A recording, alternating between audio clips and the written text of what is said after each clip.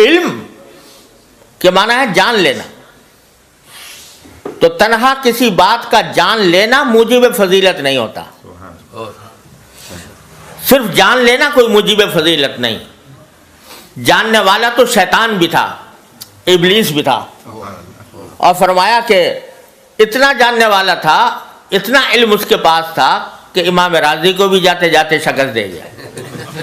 واقعہ سنا ہوگا. جاتے جاتے امام راضی کو جیسے انسان کو بھی شکست دے گیا. علم تو اس کے پاس بھی تھا, عقل بھی بڑی تھی. عقل ایسی تھی کہ اگر اس کے دلیل کو جو اس نے اللہ تبارک و تعالیٰ کے سامنے پیش کی خالص عقل کی بنیاد پر رد کرنا چاہو تو کوئی راستہ نہیں کہ خلقتنی من نار و خلقتہ من طین. تو صرف عقل کی بنیاد پر اگر جواب دینا چاہو اس دلیل کا تو ہمارے لیے مشکل ہے اس عقل کی بنیاد پر جواب دینا. تو عقل بھی بہت تھی, علم بھی بہت تھا. بلکہ حضرت تھانوی رحمۃ اللہ علیہ فرماتے ہیں کہ 4 عین تھے اس کے اندر. عالم بڑا تھا, عین عالم کا, اور عاقل بڑا تھا کہ دلیل ایسی پیش کر دی, اور فرمایا عابد بڑا تھا کیونکہ روایات میں ہے کہ پہلے عبادت بھی بہت کرتا تھا. تو عالم بھی تھا, عاقل بھی تھا, عابد بھی تھا. فرمایا چوتھے عین کی کمی تھی کہ عاشق نہیں تھا. اگر عشق ہوتا تو پھر یہ نہ کہتا کہ خلقتنی من نار و خلقتہ من طین. تو میرا خالق ہے, تو مجھے جو حکم دے رہا ہے, میرا کام تو یہ ہے کہ اس کے آگے سر جھکا دوں. تو عالم تھا, عابد تھا, عاقل تھا, مگر عاشق نہیں تھا. اس کے نتیجے میں اتنا گمراہ ہوا اور اتنا خار ہوا. تو علم تنہا جان لینا یہ کافی نہیں, فضیلت کا معیار نہیں. اور اگر یہ ہوتا تو ابلیس بھی بڑا ہوتا. علم کے لحاظ سے آپ دیکھ لو, یونیورسٹیاں یہاں پر بھی ہیں, اسلامک اسٹڈیز کے شعبے اس میں جو قائم ہیں, اور امریکہ میں بھی قائم ہے. مستشرقین اس پر اندر جو کچھ تحقیقات لکھ رہے ہیں, جن کتابوں کے حوالے دیتے ہیں, بعض اوقات ہمارے اچھے علماء کو بھی ان کتابوں کا پتہ نہیں ہوتا.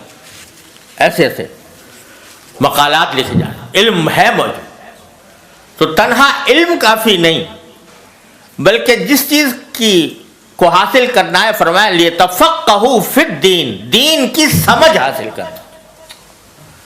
وہ دین کی سمجھ محض کتاب سے نہیں آتی, محض علم سے نہیں آتی, وہ دین کی سمجھ رکھنے والے کی صحبت سے آتی ہے. وہ جس کے پاس دین کی سمجھ ہو. وہ سمجھ کیا ہے؟ وہ سمجھ یہ ہے کہ کس وقت میرے دین کا مجھ سے کیا مطالبہ ہے, کس وقت دین کا کیا مطالبہ ہے. اس وقت وہ جو متقاضا اور جو مطالبہ ہوتا ہے, اس تقاضے اور مطالبے پر عمل کرنے کا نام ہے تفقہ فی الدین. حضرت حکیم الامت مولانا تھانوی رحمۃ اللہ کے زمانے میں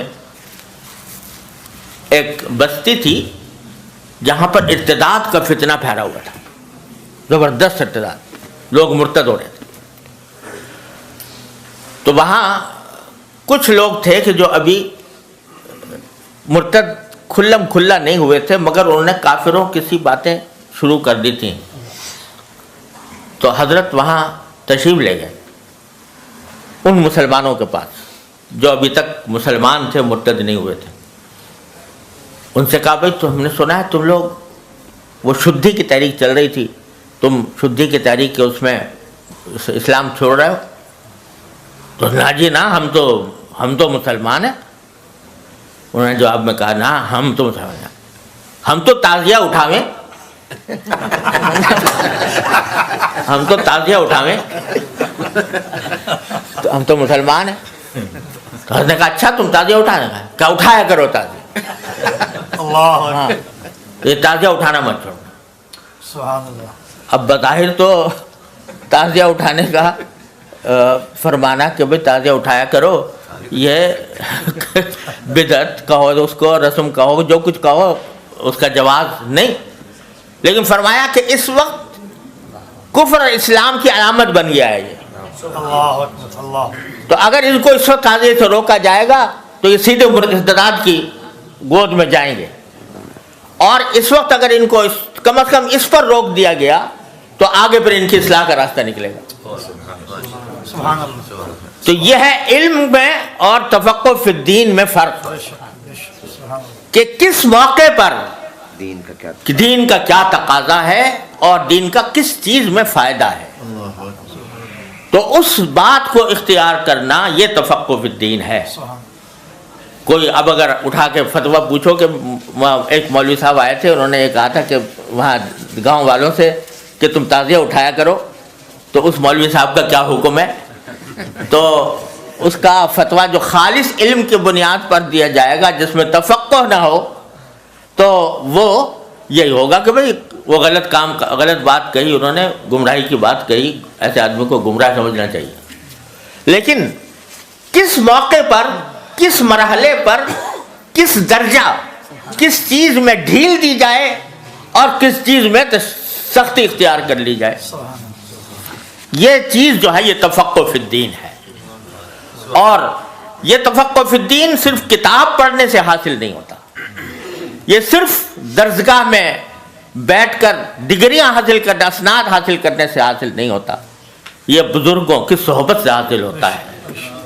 نہ کتابوں سے، نہ کالج سے، نظر سے پیدا دین ہوتا ہے، بزرگوں کی نظر سے پیدا.